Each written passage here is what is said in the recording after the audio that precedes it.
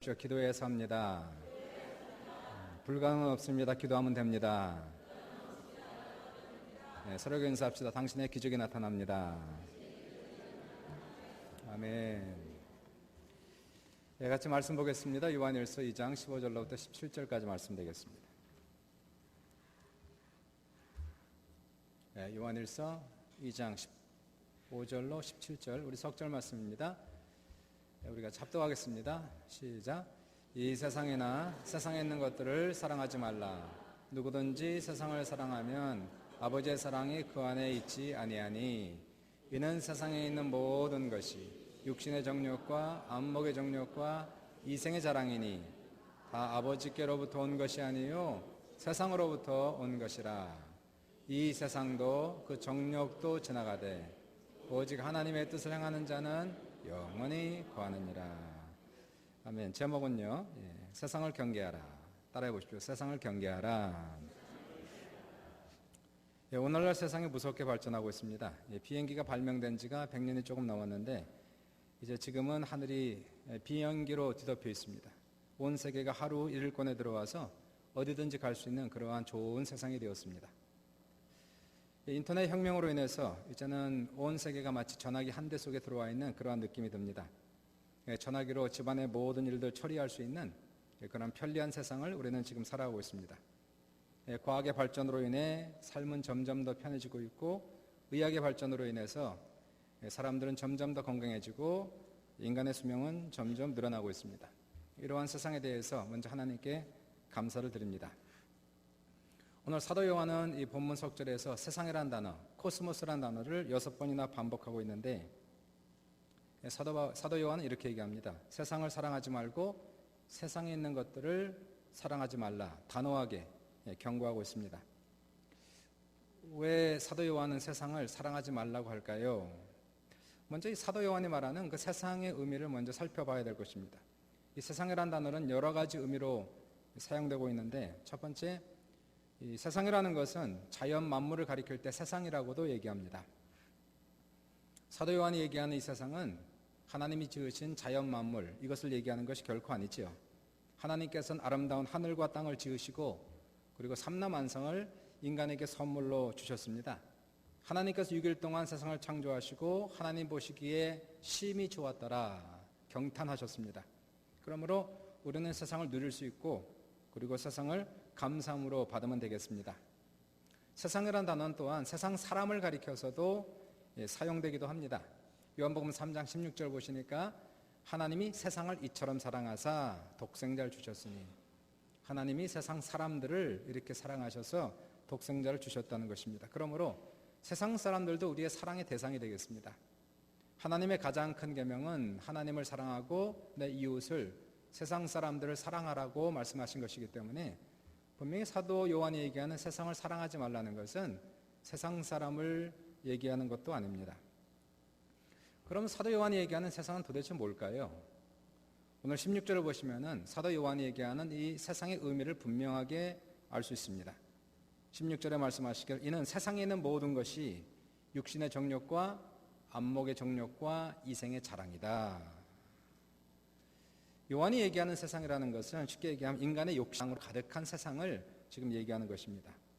우리 신자들은 결코 욕심과 자랑으로 가득한 세상을 사랑하지 말라 하는 것이고요. 이러한 것들을 추구하지 말라, 이러한 세상을 부러워하지 말고 이러한 세상을 결코 따라가지 말라, 이렇게 사도 요한은 명령하시고 우리에게 경계를 하고 계십니다. 실상 현재 우리가 누리고 있는 인간의 문명이라는 것은 인간의 욕심과 자랑이 만들어 놓은 것입니다. 세상의 문화와 문명, 사람의 욕심과 자랑이 발전시킨 유산이라는 것이죠. 우리 안에 욕심이 없다면 결코 이러한 발전은 있을 수가 없는 겁니다.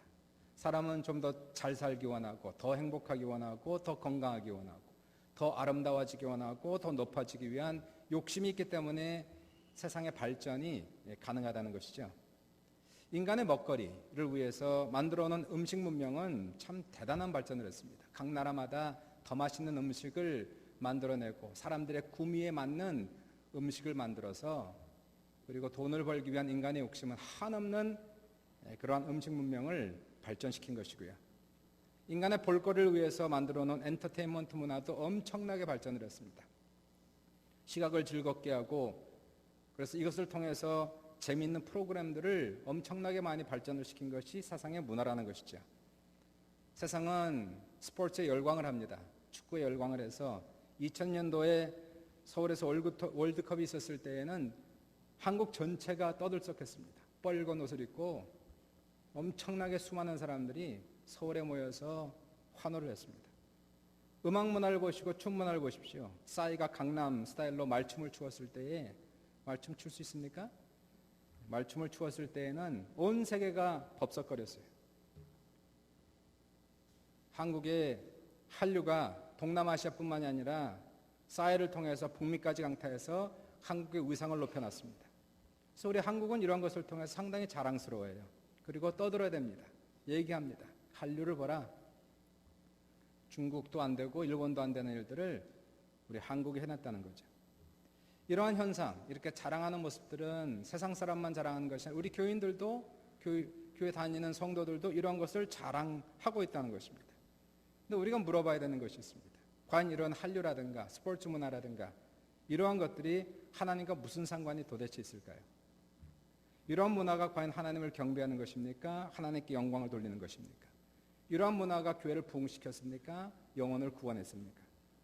아니라는 것입니다. 오히려 정반대되는 현상을 가져왔다는 것이에요. 이러한 문화는 하나님과 관계없는 세상이고 하나님을 떠난 세상이고 하나님을 대적하는 문화일 뿐이라는 것입니다. 오히려 하나님 믿는 사람들을 유혹해서 믿음을 떨어뜨리는 장본인 그것이 세상 문화, 세상의 문명인 것을 지금 사도 요한은 정확하게 우리에게 지적을 하고 있다는 것입니다. 세상의 문화, 이것은 분명히 하나님으로부터 온 것이 아니라 그 요한은 16절에 얘기를 하는 것입니다. 육신의 정욕과 안목의 정욕과 이생의 자랑이니 이것은 다 하나님으로부터 온 것이 아니요 세상으로부터 왔다라고 얘기하고 있어요. 사도 바울은 그래서 에베소서 2장 2절에서 이 세상의 위험에 대해서 우리에게 또한 경계를 합니다. 그때 너희는 그 가운데 행하여 이 세상 풍조를 따르고 세상에 풍조가 있다는 것이에요. 세상의 풍조, 세상의 흐름, 세상의 문화를 지금 얘기하고 있는 겁니다. 이러한 것들은 결코 하나님으로부터 온 것이 아니다라고 얘기하고 있어요. 사도 바울은 말하면서 세상 풍조를 따르고 공중의 권세 잡은 자 마귀를 따랐으니 곧 지금 불순종의 아들들 가운데 역사하는 영이라. 세상의 모든 것들은 아버지로부터 온 것이 아니라 마귀로부터 왔다라고 얘기하고 있어요. 그러면서 얘기하기를 전에는 우리도 그 가운데서 우리 육체의 욕심을 따라 지내며 육체와 마음에 원하는 것들을 하여 다른 이들과 같이 본질상 진노의 자녀였다. 쉽게 얘기하면 지금은 아니란 얘기죠. 옛날에 그랬단 얘기예요. 옛날에 우리도 세상 풍조를 따르고 세상을 따라가고 세상을 좋아하고 세상 사람들이었지만 이제는 예수 그리스도를 인하여 우리는 죄사함 받고 거듭났고 천국 백성 되어서 이제는 육체의 욕심을 따라서 세상의 풍조를 따라 흘러가는 사람이 아니라 이제 우리는 바뀌었다는 얘기죠. 하나님을 추구하고 하나님을 사랑하고 천국의 그러한 풍조를 따라가며 살아가야만 한다라고 얘기하고 있는 것입니다. 16절 보시면은 육신의 정욕과 안목의 정욕이 나오죠. 이 정욕이라는 단어가 에피스미안다라는 단어인데 신약 성경에 27번 나오고요. 한 번만 좋게 나오고 26번은 부정적으로 나간 단어가 이 정욕이라는 단어입니다. 우리말로는 여러 가지 단어로 표현됩니다. 탐심, 탐욕, 소욕. 영어로는 desire. 내 육신의 소욕, 내 눈의 소욕, 다시 말하여 내 눈과 내 육신이 원한 desire. 쉽게 말하면 우리말로 하면 볼거리, 먹거리, 놀거리를 얘기하는 것이에요. 이러한 것들은 하나님의 뜻과는 전혀 관계가 없다는 거예요. 하나님으로부터 온 것이 아니라는 겁니다. 그것이 음식 문명이든 스포츠 문명이든 엔터테인먼트 문명이든 춤 문명이든 하나님으로부터 온 것이 아니라는 것이고요. 오직 우리의 육체를 기쁘게 하는, 우리의 눈만 기쁘게 해주는 하나님과 전혀 관계가 없는 세상 문화를 지금 얘기하는 것이에요. 오히려 성경은 얘기하기를 사도 바울이 갈라디아서 5장에 말씀하시기를 성령은 육체의 소욕을 거스리고 육체의 소욕은 성령을 거스르면서 이러한 탐욕, 소욕은 하나님과 정면 대치되어서 지금 우리는 전쟁하고 있는 모습을 우리에게 얘기하는 겁니다. 그러므로 세상 문화하고는 같이 흘러가는 문화가 아니라는 것이, 세상 문화와 우리 기독교 문화는 대치되어 있는 문화, 전쟁하고 있는 문화고 성도들은 세상과 싸워야 되는 그러한 책임이 사명이 우리에게 있다는 것이에요. 탐욕이라는 것, 디자이어라고 하는 에피스미아, 이 탐욕은 참 무서운 겁니다. 성경은 야고보서 1장에도 말씀하시면 욕심이 잉태하면, 탐욕이 잉태하면 죄를 낳고 죄가 장성하면 사망을 낳는다라고 불신자가 아니라 신자들에게 경고를 지금 하고 있는 것이에요. 예수를 믿으면서도 탐욕을 따라가면 죄를 짓게 되고 결국은 사망할 것이다 라고 예수를 믿는 사람, 교회를 다니는 사람들에게 성경 속에서 경계를 하고 있습니다. 그러므로 우리는 자신의 분수를 알아야 되는 것이에요. 세상을 살아가면서 분수에 지나친 것은 욕심이고 하나님의 뜻과 개인적인 욕심을 분별하지 못할 때에 사람들은 문제가 터지는 거예요. 삶 속에서 파산이 일어나는 것이에요. 우리는 이러한 믿음이 있죠. 하나님께서 교회를 지켜주신다라는 일반적인 믿음이 있어요. 그런데 제가 보는 현상적으로는 하나님께서 교회를 지켜주지 않는 괴이한 현상을 저는 봅니다. 하나님의 교회인데 예수님이 교회 머리가 되시고 교회는 예수님 몸 되시고 우리는 지체가 되었는데 하나님이 지켜주지 않는 교회들이 있다는 것이. 어떤 교회입니까? 한국에 요즘 파산하는 교회들이 상당수가 됩니다. 파산 신고를 내는 교회는 작은 교회가 아니라 일반적으로 큰 교회들이 파산 신고를 내고 있어요. 왜 그래요? 분수에 지나치도록 지나치게 많은 돈을 융자해서 교회 건물을 건축했다는 거예요. 몰기지를 낼 수가 없습니다. 파산할 수밖에 없는 거예요. 만약에 이것이 1990년대 교회가 한참 부흥하던 1990년대만 했다 할지라도 그때는 교회를 건축하기만 하면 모여들었어요. 지금은 아닙니다. 2010년대 들어와서 이제는 좋은 예배당이 있다고 사람들이 모여드는 시대가 아니에요. 지금은 교회가 인구가 줄어드는 그러한 시대고요. 지금은 교회당이 엄청나게 많아서 교회당 하나 지었다고 사람들이 모여들지 않는다는 것이에요. 결국 이것은 하나님의 뜻과 관계없이 개인적인 야망, 욕심으로 교회당을 엄청나게 크게 지었다가 파산하는 것이에요. 이건 하나님의 잘못이 아닙니다. 이거는 인간의 욕심이 잉태하여 죄를 낳고 죄가 장성하여 사망을 낳은 거예요. 이게 교회도 그렇다면 개인은 그렇지 않습니까? 개인적으로 욕심을 부리면 예수 믿고 나서 욕심을 부리고 마치 욕심이 하나님 주신 비전처럼 착각하고 사명처럼 착각하며 나아갈 때에 그 사람은 언젠가 파산 신고를 낸다는 것이에요. 에덴 동산을 보시면 에덴 동산은 감사가 충만했어요. 만족했어요.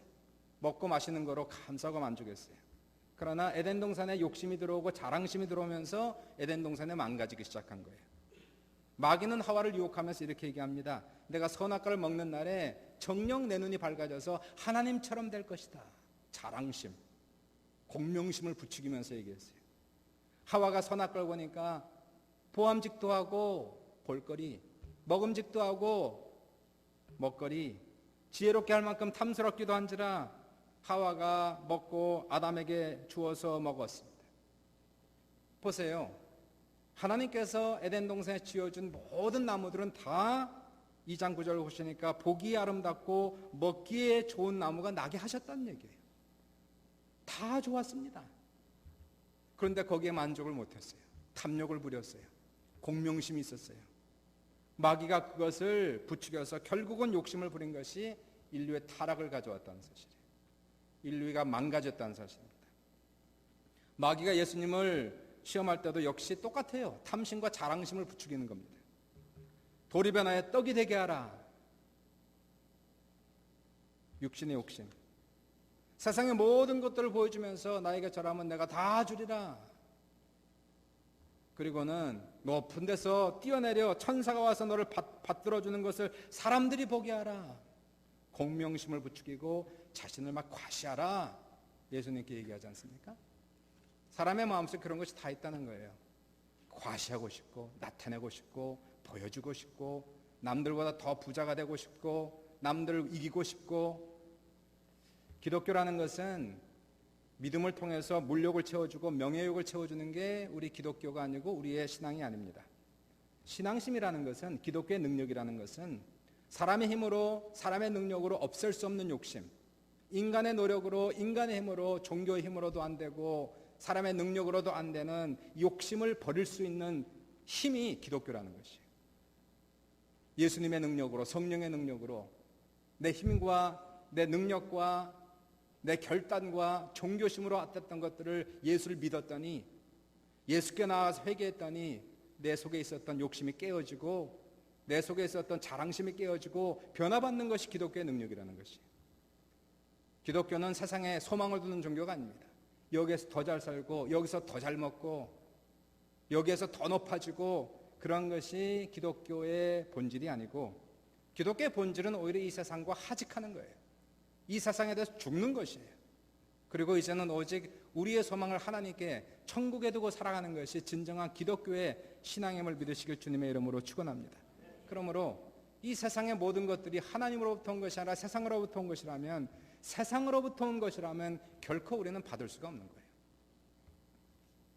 아무리 좋은 것이 나에게 왔다 할지라도 우리는 결코 거기에 무릎을 꿇을 수 없어요. 한 목사님이 저에게 이러한 얘기를 했어요. 신도 중에 한 사람이 한국교회가 아니라 외국교회인데요, 아들을 위해서 열심히 기도했습니다. 캐나다에 올 수 있게 해달라고. 아들이 마약 중독자인데 그냥 놔두면 얘는 죽습니다. 꼭 캐나다에 와서 살아야 됩니다. 그래서 많이 기도했어요. 목사님께 부탁해서 목사님도 기도하고 온 성도가 기도해서 기적이 나타났어요. 이 아들이 왔다는 거예요. 도저히 불가능한 케이스인데 가능해졌습니다. 그래서 이 어머니가 간증도 하고 감사도 하고, 근데 알고 보니까 어떻게 왔냐면은 여권을 위조해서 온 거예요. 남의 여권을 비싸게 사갖고 사진을 바꾸고 이름을 바꿔가지고 정부를 속이고 다 속이고 그리고 와서 하나님께 감사합니다. 찬양합니다. 이게 될 일입니까? 이게 우리가 분별을 해야 된다는 거예요. 아무리 좋은 것처럼 너무나 안 됐지요. 죽을 것 같고 꼭 와야 되겠고 그렇다고 거짓말을 씁니까? 이러한 식으로 사람을 속여서까지라도 성공해야 됩니까? 하나님으로부터 온 것이 아니란 말이에요. 이거는 사단으로부터 온 것이고 인간의 욕심이 만들어낸 것일 뿐입니다.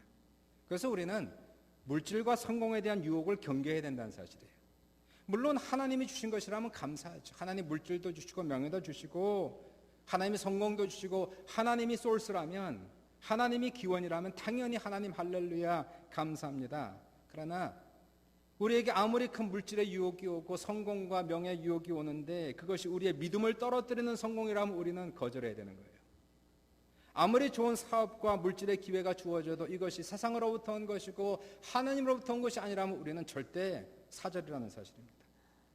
하나님이 주시면 받지만 세상으로부터 온 것이라면, 마귀가 세상의 부귀 공명을 보여주면서 내게 절하라 그러면 내가 너에게 주리라 할 때 그것을 어떻게 받습니까? 성경은 분명히 요한이 얘기하기를 우리는 세상과 하나님을 겸하여 섬길 수 없다, 겸하여 사랑할 수 없다라고 단호하게 얘기하고 있습니다. 세상과 하나님은 물과 기름처럼 섞일 수 없는 것이고 섞여지지 않는다는 것이. 그런데 신자들은 마치 섞이는 것처럼 섞으려고 노력을 많이 합니다. 한 여자가 두 남자를 동시에 사랑할 수 있습니까? 이것은 불가능한 것이고 이건 큰 죄악입니다. 세상과 하나님은 만나지 않습니다. 만나는 지점이 없어요. 이거는 평행선을 긋는 것이고 한 걸음 더 나아가면 반대로 가는 거예요.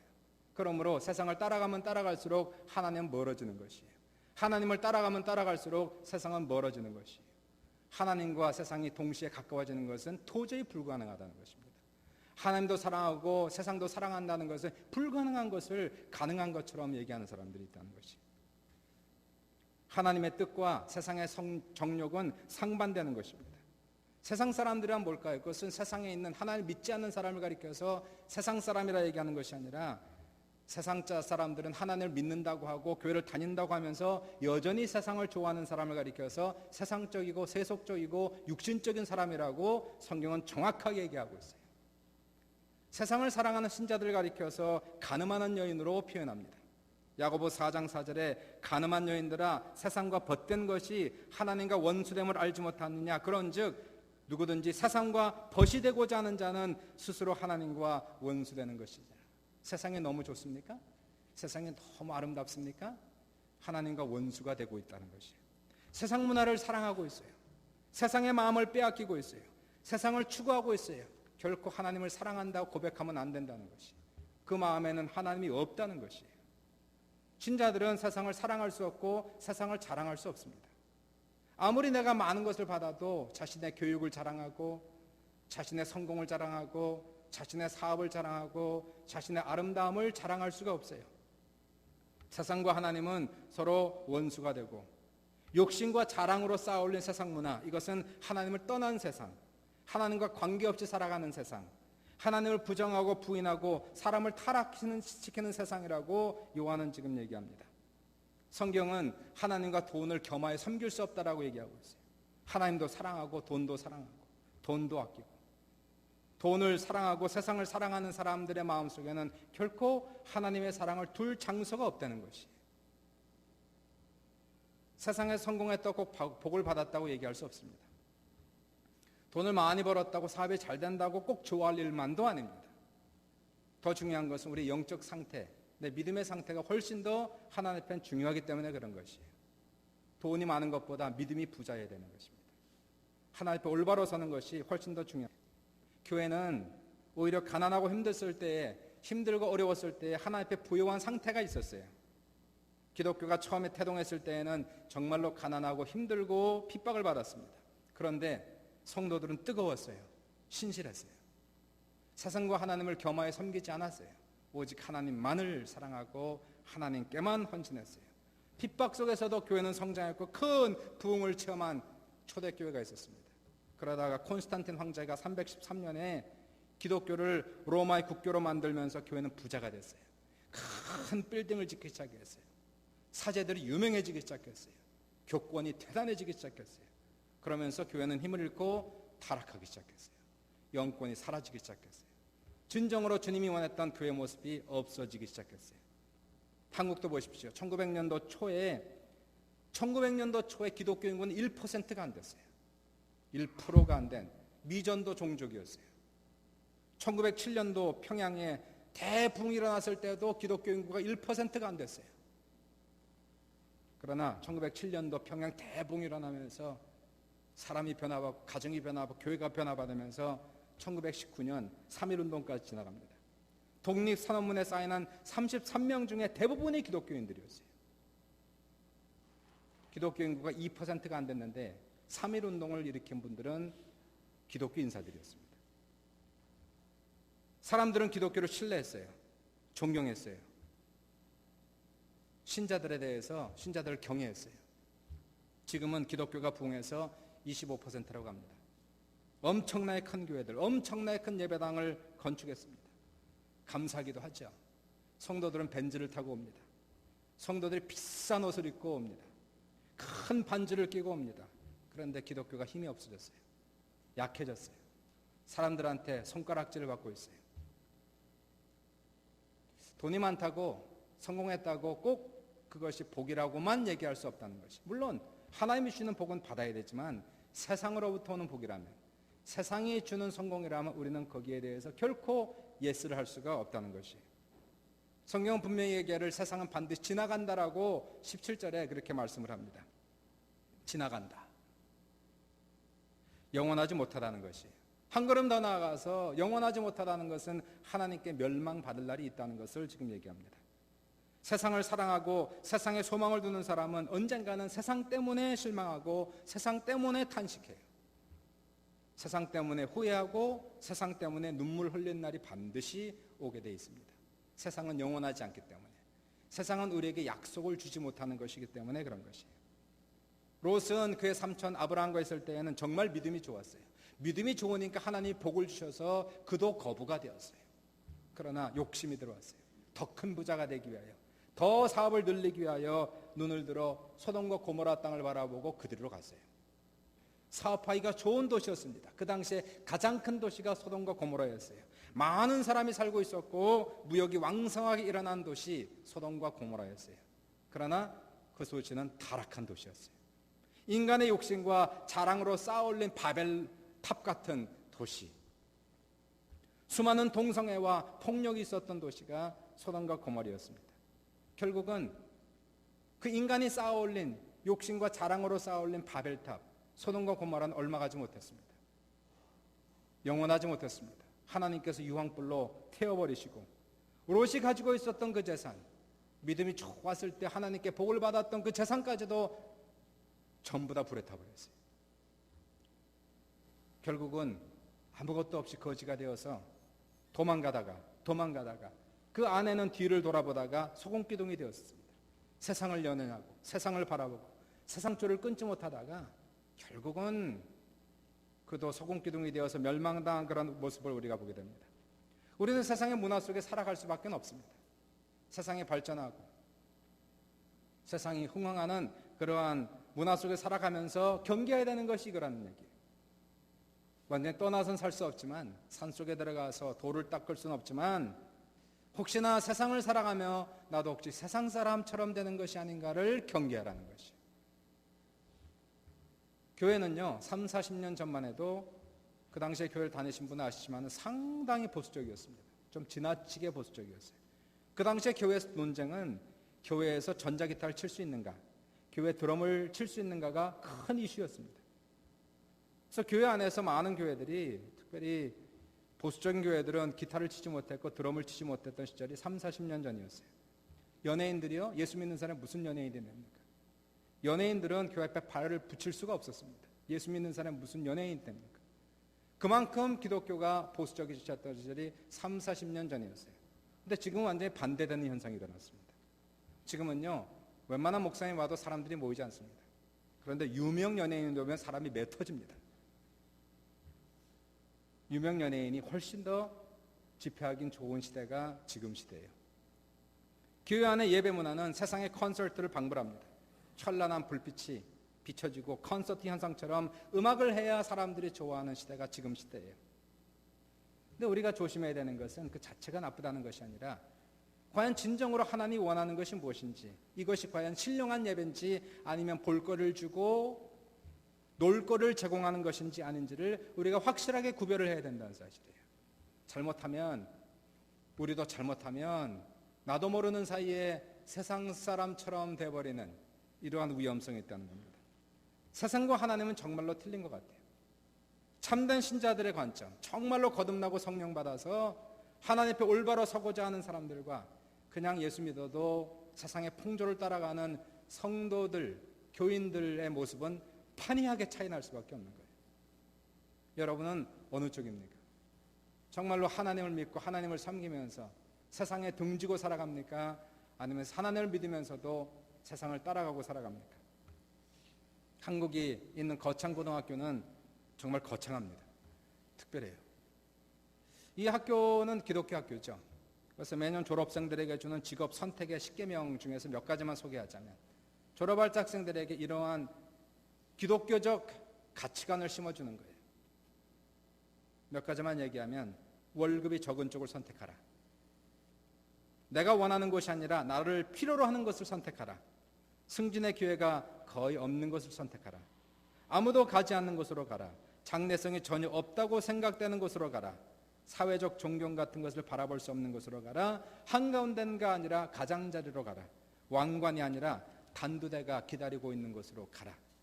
그런데 거창고등학교는 그런데도 불구하고 우수한 학생들이 모여든다는 얘기예요. 지난해 졸업생 114명 가운데 113명이 4년제 대학에 다입하겠어요.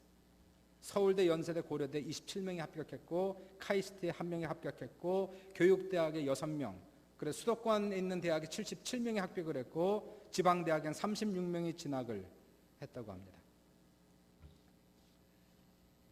우리는 성경을 보시니까요, 세상과 정력은 지나가고 그러나 하나님의 뜻을 향하는 자는 영원히 거한다는 것이에요. 세상을 사랑하거나 추구하는 사람이 되지 말라고 분명히 경계를 하고 있는 거예요. 세상은 하나님의 심판을 받기 위해서 예비된 장소가 세상입니다. 오늘날 진행되는 세상의 모습을 보면서 다 말세다 얘기하지 않습니까? 소돔과 고모라를 방불하는 그러한 세상을 지금 살아가고 있는 것이에요. 이러한 모습이 세상에 있는 것은 별 염려가 되지 않습니다. 세상이니까. 거긴 세상이니까. 문제는 어디 있느냐 하면, 이러한 모습이 교회 안에 들어올 때에, 성도들이 그러한 삶을 살아갈 때에 이것이 빨간불이라는 것이에요. 옛날에는 안 그랬습니다. 세속적인 것이 있었고 신령한 것이 분명히 있었어요. 근데 지금은 이것이 다 불분명해진 그러한 시대를 살아가고 있어요. 우리는 하나님의 뜻을 추구하는 사람이 되어야 되는 것이에요. 세상에서 오늘도 손짓하면서 오라고 얘기하고 있어요. 볼거리, 먹거리, 놀거리를 주면서 오늘도 현란하게 우리에게 손짓하면서 살아가는 거예요. 세상을 추구하면 어떻게 될까요? 세상을 추구하면은 세상을 얻을 수 있습니다. 그러나 100% 하나님을 잃게 됩니다. 하나님을 추구하면 어떻게 돼요? 100% 하나님을 얻을 수 있습니다. 그리고 하나님이 허락하시면 세상의 성공과 물질도 하나 주실 수 있습니다. 우리는 선택해야 되는 거예요. 그래서 세상을 살아가는 사람들로서 세상의 문화와 세상의 발전 앞에서 오늘도 끊임없이 우리에게 유는 손길 앞에서 나는 무엇을 선택할 것인가? 하나님을 선택할 것인가? 세상을 선택할 것인가? 두 개 안 됩니다. 오직 하나만이 우리의 선택의 여지가 있다는 사실이에요. 예수 믿는 사람 끝까지 잘 믿어야 됩니다. 오늘도 세상에 그러한 모든 문화들이 세상의 정욕과 세상의 자랑과 물질들이 오늘도 우리 심령 속으로 깊이 파고 들어올 때에 교회 안으로 들어올 때 우리는 해야 돼요. 도대체 어디서 오는 건가? 하나님이 있는 건가? 아니면 세상이 약속한 건가를 잘 분별하여 우리는 이 세상을 하직하고 천국 가야 되는 사람들.